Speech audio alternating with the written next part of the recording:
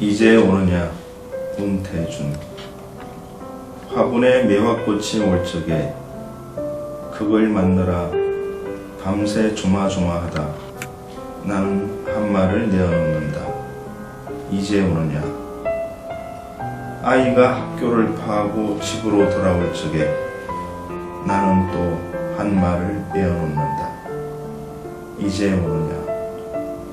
말할수록 맨발 바람으로 멀리 나아가는 말, 얼금얼금 엮었으나 우리 깊은 구럭 같은 말, 뜨거운 송아지를 연화문 마리쯤 받아낸 내 아버지에게 베넷적부터 배운.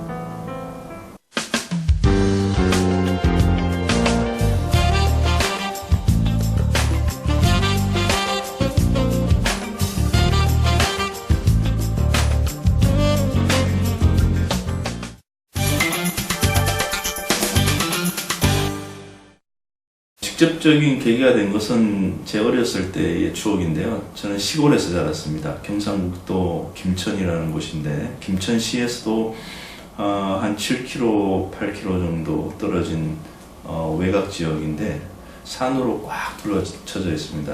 온 사방, 동네 사방이 산으로 둘러쳐져 있는데 그래서 먼 산도 좋고 이제 가까운 산도 좋은 그런 산촌입니다. 산촌에 살다 보면 해가 어둑어둑하게 이제 질 무렵에 해질녘에 되면 이제 식구들이 한두 명씩 집으로 다시 돌아오죠. 아침에 집을 나갔던 식구들이 학교도 갔다 다시 돌아오고 돈 벌러도 갔다 돌아오고 이렇게 돌아오면 아버지 같은 경우는 이제 논밭에 나가셨다가 이제 소를 몰고 돌아오시거나 그러면 식구들을 맞을 때 어머니께서 저녁밥을 안 치시거나 부엌에서 혹은 아버지께서 이제 오느냐 이렇게 늘 맞아주셨던 게 생각이 나요. 그런데 살다 보니까 그처럼 저를 반갑게 맞아주는, 행복하게 맞아주는 순이하다 그러지 않습니까?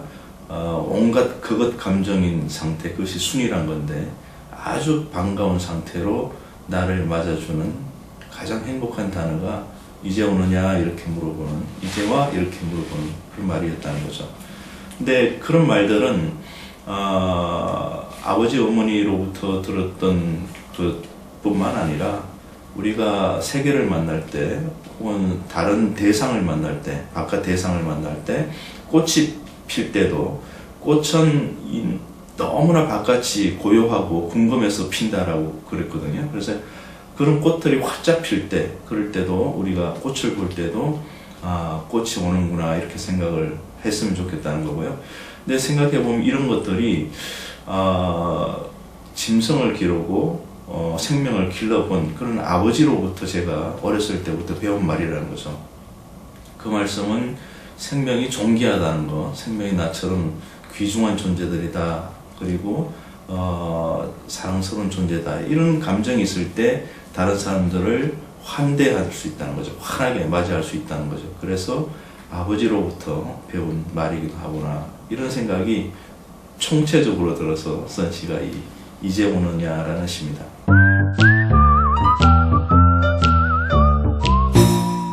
이제 오느냐, 이제와 할 때 그 감정이 누군가를 맞으러 맨발바람으로 신발을 신지 않고 마당으로 막 대문으로 막 뛰쳐나가면서 누구를 반길 때 그렇게 쓰는 말이라는 거죠. 그래서 우리가 다른 존재들하고 같이 어울려서 살지 않습니까? 관계하면서 사는데 관계와 관계 사이가 이처럼 좀 환하고 우리가 눈인사를 주고받거나 혹은 인사를 하거나 목례를 하듯이 그렇게 그런 관계로 이 세상이 모든 관계들이 그렇게 만들어지고 서로 작용을 주고받았으면 좋겠다. 좋은 사이로 지냈으면 좋겠다. 사랑의 감정을 충분하게 쓰면서 살았으면 좋겠다라는 그런 것 때문에 호감을 가지고 이 작품을 또 보시는 것이 아닌가 그런 생각이 듭니다. 네.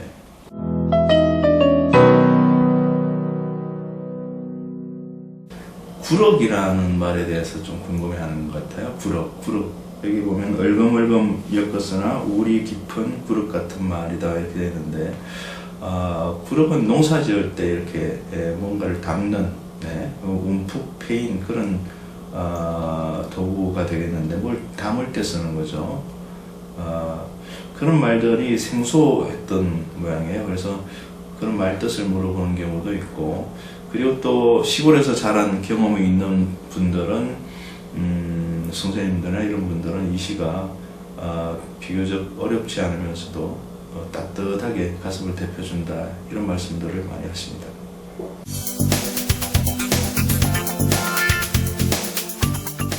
제가 사는 아파트 그 단지에 이 산수유 나무가 여러 그루 있습니다. 그래서 그 산수유 나무를 보아원터에 쓰게 됐고, 또 봄이 시작될 때 보면 뭐 매화도 먼저 오지만 이 산수유도 가장 먼저 오는 꽃이 산수유 꽃입니다. 그래서 봄이 시작되는구나, 봄에 신령이 오는구나, 이런 생각을 하게끔 하는 나무가 이 산수유 나무다. 노랗게 그 핀 꽃 그늘이 하늘에만 노란 물감이 번지는 것이 아니라 나무 그늘도 노랗게 농사를 짓는 그 산수유 나무의 농사 작법에 대한 그런 시가 되겠습니다.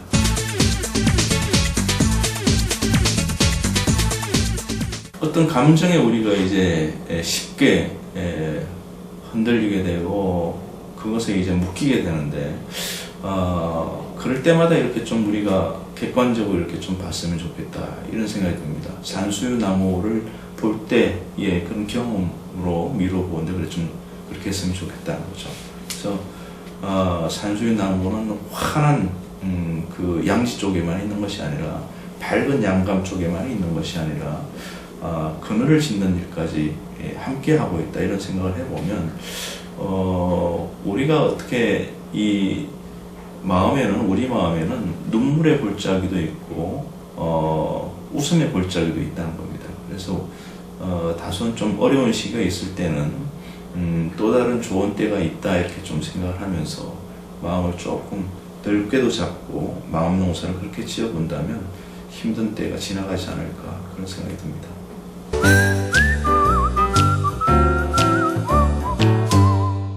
문학 작품을 감상하실 때는 이 생각이 어디서부터 촉발이 되었을까? 이 시 한 편은 어떤 곳에서부터 발화가 시작이 됐을까? 어디서부터 꿈이 텄을까? 싹을 틔웠을까? 이런 생각을 했으면 좋겠어요. 그래서 그 시를 만들어내게 된 최초의 생각은 무엇이었을까? 이런 것을 좀 궁금해해야 된다고 생각합니다. 호기심을 가지고 이 생각들이 어떻게 이 작품 전반을 통해서 구조화되고 부풀려지고 상상력이 커졌을까, 이런 것들을 생각해 보시면 단순하게 이해하는 것보다 생각이 어떻게 진행이 될 수 있고, 생각이 어떻게 확대가 될 수 있고, 혹은 생각이 어떻게 한 지점을 향해서 나아갈 수 있는지, 그런 생각의 탄력성 같은 거, 이런 것들을 좀 보시면 작품을 감상하실 때 조금 또 다른 재미를 발견하실 수 있지 않을까, 그런 생각을 해봅니다.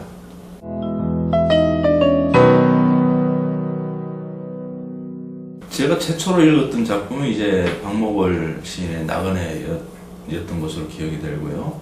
그것을 제 할머니께서 옛날식으로 더듬더듬 읽으셨던 기억이 납니다. 그 시가 이제 뭐 교과서에서도 있었지만 저희 그 가난한 그 시골집에 벽에 붙어 있었던 것으로 기억이 되는데, 그렇게 시를 처음 접하게 됐었고요. 저는 고등학교 때는 이제 101장을 들어 나갔습니다. 101장을 나갔는데 산문부로 나갔습니다. 시 쪽을 쓰지는 않았고, 비교적 논리적인 글쓰기를 하는 대회에 주로 출전을 했었는데, 그런 이력 때문에 대학을 어느 대학을 지나갈지, 어느 과를 지나갈지 고민할 때 비교적 그렇게 큰 어려움을 겪지 않았다, 이렇게 생각합니다. 그래서 그 당시에는 기자라든지 글 쓰는 직종에 좀 종사했으면 좋겠다라는 생각을 했고, 주변에서도 선생님도 그렇게 권유를 해서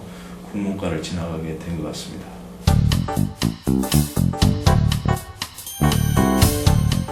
저는 아직도 이제 김천에 내려가면요, 경상북도 김천시에 내려가게 되면 선생님 한 분을 뵙습니다. 혹은 가끔 김천고등학교에 가서 후배들을 대상으로 이제 강연을 하게 되는데, 강연을 뭐 1년에 한 차례 정도씩은 하는 것 같습니다. 아주 큰 강당에서 이제 학생들을 대상으로 강연을 하는데, 제가 내려갈 때마다 저를 만나기 위해서 오시는 선생님이 한 분 계세요. 전장욱 선생님이라는 분이신데, 그분은 한학에 아주 조예가 깊으신 분이셨어요. 그래서 국어를 가르치셨는데, 특히 이제 고전문학이라든지 한문학을 좀 가르치셨었는데, 아주 예시라든지 한시라든지 이런 것을 줄줄 외시면서 이렇게 써셨던 그런 멋진 분이셨습니다. 그래서 그분께 이제 고전이라든지 한문을 배우면서 이렇게 멋진 문장들이 아주 많구나 이런 생각을 하게 됐고, 저 선생님처럼 제 마음속에도 아름다운 시들이 아주 여러 시들이 좀 살았으면 좋겠다 이런 생각을 해봤던 기억이 있습니다. 네.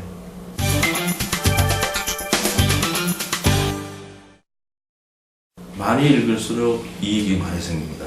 네, 작품을 많이 읽을수록 이익이 많이 생기는데, 지금 우리나라에는 각 언론사에서 제공하는 문학과 관련된 콘텐츠들이 상당합니다. 작품 콘텐츠가 상당한데, 시를 소개하는 지면들도 많고요. 그리고 좋은 산문의 일부분들을 소개하는 지면도 많습니다. 그래서 그런 작품들을 좀 찾아서 읽어보시면 그렇게 시간이 오래 걸리지는 않습니다. 시 같은 경우는 작품을 한 편 읽는데 학생 여러분들의 독해력이면 1, 2분 정도면 충분히 읽을 수 있는데, 제가 부탁드리고 싶은 것은 1, 2분 정도 작품을 감상하신 다음에 한 1분 정도 조금만 더 생각을 해 보시라는 겁니다. 이 작품을 독파했다 이렇게 생각하지 마시고, 여운으로 이렇게 뒤따라오는 감정이 있으면, 생각들이 있으면 그것을 계속 좀 지켜보셨으면 좋겠다라는 생각이고요.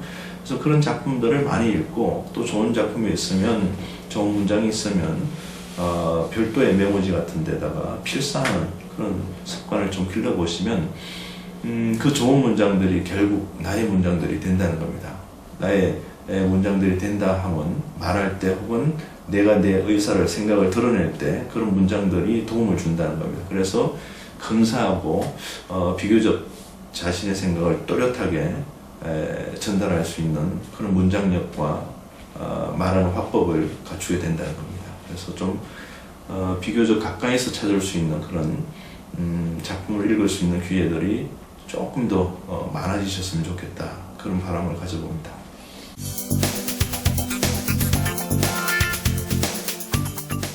근래에 이제 보도된 것에 따르면 세계의 한 대학이 화제가 됐다는 건데요. 그 대학에서는 4년 동안에 고전 독서를 시켰다는 겁니다. 고전 독서를 커리큘럼으로 해서 고전들만 커리큘럼으로 해서 그것을 읽고 토론하는 그런 커리큘럼이 전 대학 과정이었다는 거죠. 근데 그 대학의 교육 과정에 대한 평가가 세계에서 거의 탑 수준이었던, 최고 수준이었다는 겁니다. 그래서 우리도 좀 고전 혹은 좋은 작품에 대한 독서량을 학생들이 좀 더 많이 좀 가졌으면, 기회를 많이 가졌으면 좋겠다 이런 생각이 있고요.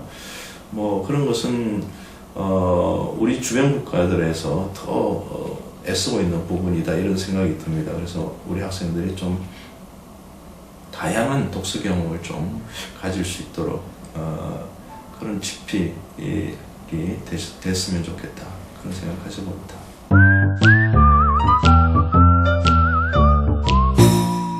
여러 방법이 없지 않아 있을 것 같은데요. 저는 뭐 그렇게 생각합니다. 책을 어차피 가까이 둬야 된다는 겁니다. 책을 일정한 곳에 쌓아두지 말고 활동하는 공간에 예를 들면 집이라면 거실 의자에도 책을 두고, 그리고 뭐 식탁에도 책을 두고, 곳곳에 좀 책을 둬서 자녀분들이 좀 책을 가까이서 어떤 책인지 이렇게 만질 수 있고 이렇게 펼쳐볼 수도 있는 그런 기회들이 일단 좀 많아져야 된다고 생각합니다. 집에서 반듯한 책장에 책을 반드시 꽂아놔야 될 필요는 없다고 생각해서요. 그런 책을 접할 수 있는 기회들을 자꾸 만들어줄 필요가 있다고 생각하고, 학교에서는 이제 저는 고등학교라든지 가서 이제 강연을 할 때 그런 말씀을 드리는데, 학생들이 시라든지 좋은 산문을 자습 시간이라든지 혹은 학과 수업이 하루에 수업이 진행되기 전에 한 명씩 그날에 담당자를 정해서 좋은 구절을 칠판 한 구석에 좀 판서하도록 해서 여러 학생들이 처음에야 이제 뭐 처음에는 이렇게 관심을 다 끌기는 어렵겠습니다만 학생들이 그러기에 굉장히 매력을 결국 느낄 거라고 생각합니다. 그래서 그런 좋은 명구라든지 구절들을 학생들이 스스로 찾아서 교실에 있는 친구들과 같이 공유하면서 읽을 수 있는 기회들을 좀 마련해 보는 것도 좋은 방법이 아닐까 그런 생각을 합니다.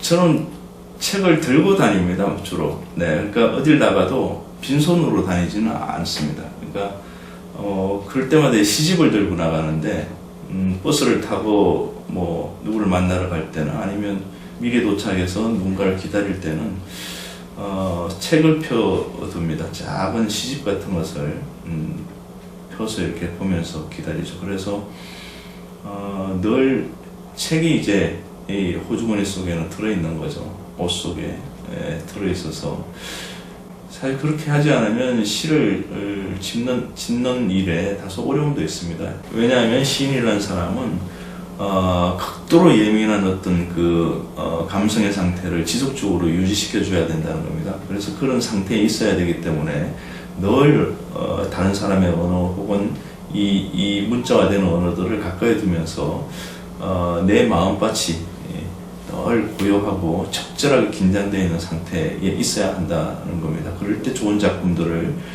창작할 수 있기 때문에 가장 좋은 방법은 책을 늘 가까이, 활자를 가까이 두는 것이, 그래서 계속해서 생각을 하고 또 생각을 거쳤다가 다시 시작하고 이렇게 하는 경험들이 창작에 도움이 되기 때문에 그렇게 하지 않을 수 없습니다.